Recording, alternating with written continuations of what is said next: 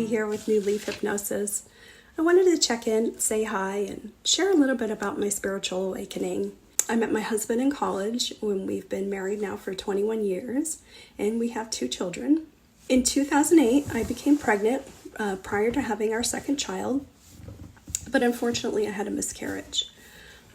During that pregnancy, for 2 to 3 weeks after finding out I was pregnant, I kept hearing in my head, miscarriage, miscarriage, miscarriage. And I thought it was something that I manifested because unfortunately I did have a miscarriage.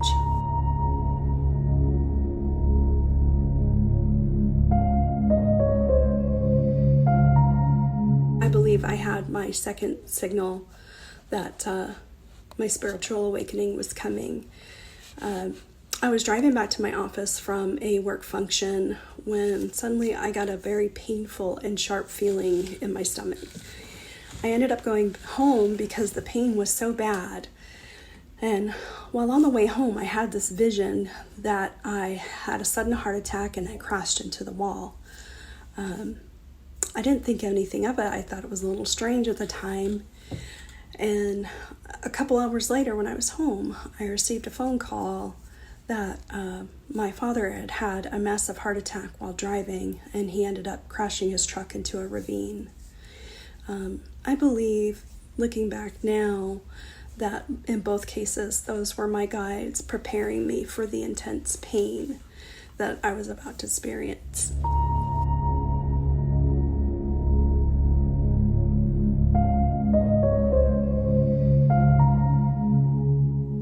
As time went on, I began receiving little signs from my dad and my late father-in-law.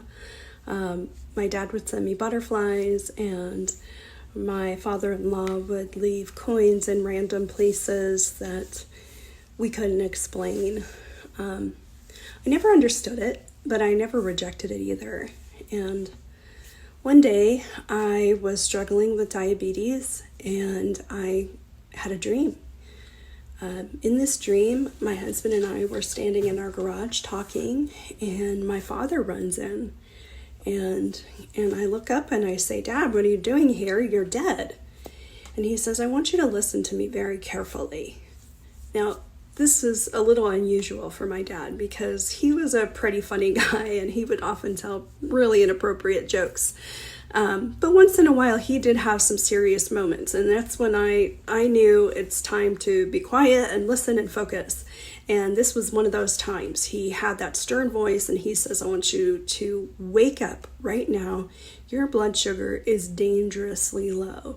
Wake up." And sure enough, I woke up, I tested my blood sugar, and it was indeed dangerously low at 36. Now, a normal blood sugar would be anywhere between 70 to 100. So it was quite scary.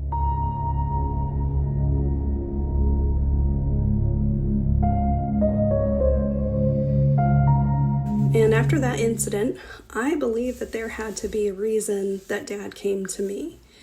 Though I was diabetic and suffering from kidney disease, and I was just overall unhealthy, severely obese, I had sometimes wished that I could trade places with my dad.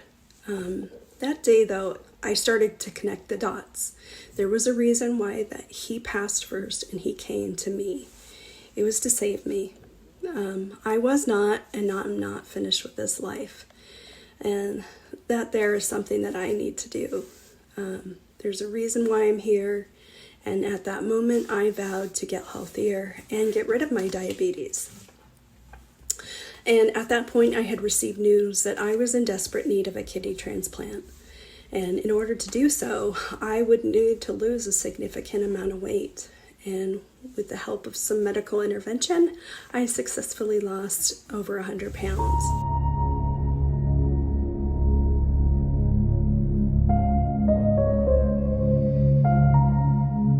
And suddenly all your childhood trauma rises to the surface like a beach ball underwater, and I no longer could hold it down. I didn't have the strength to cope with it, and for years I suffered from anxiety.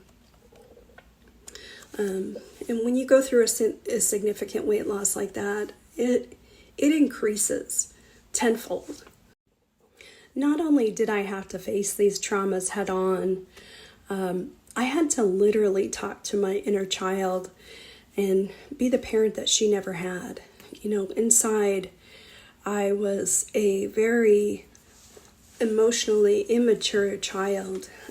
On the outside, I was an adult, a 40-year-old woman who was a functioning person in society and a good mother for all intents and purposes.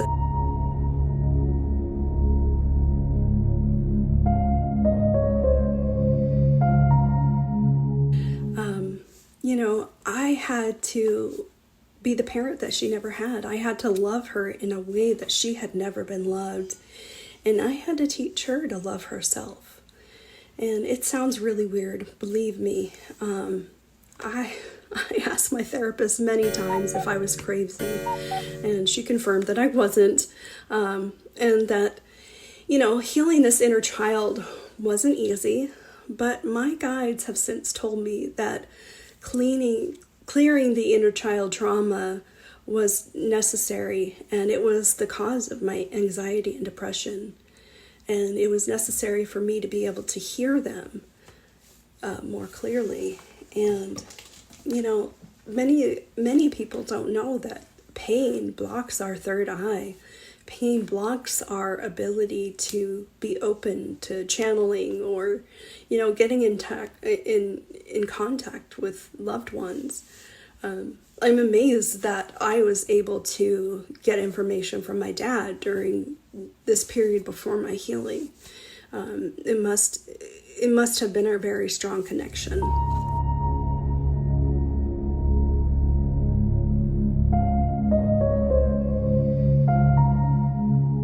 And though I grew up in a Christian home, my mother was Catholic and later on Lutheran, and my dad was Baptist.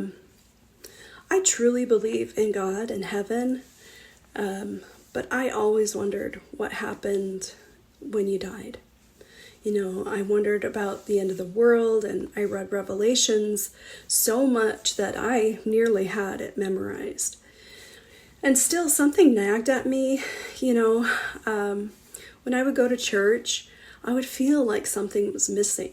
I didn't like thinking that people who had taken their own lives, people that I had loved, were obviously in serious pain, were burning in hell.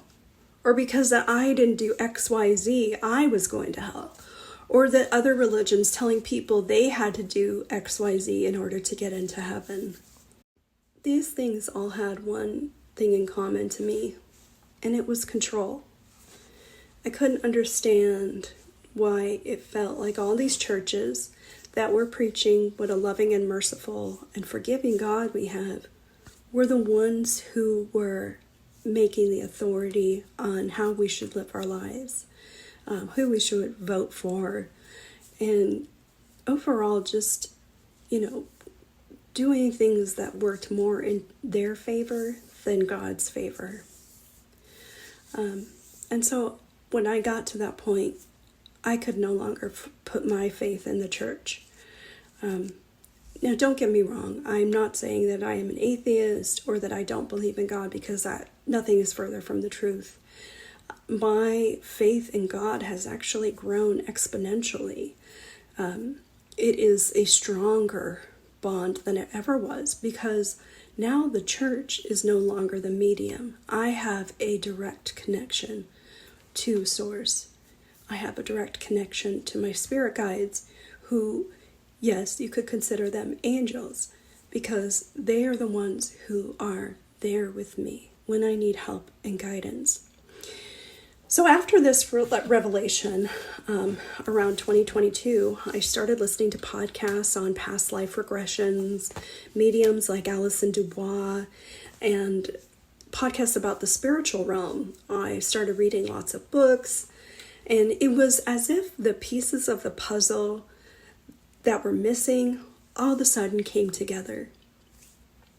I decided to get hypnotized, and I learned so much in just a 2-hour session. And then for weeks after, downloads, questions to answers I've asked for decades suddenly became clear and answered.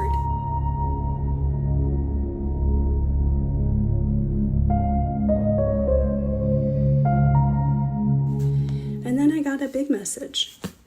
It was time for me to become a hypnotherapist. I kept telling my guides, I have a job. And their voices only got louder. Their last message to me was, you keep asking for something better, and we're showing you a path. Why do you deny this? What can I say to that? I suppose I can't argue with that. So here we are, turning over a new leaf, and that's why I'm your certified hypnotherapist, Allie, with New Leaf Hypnosis.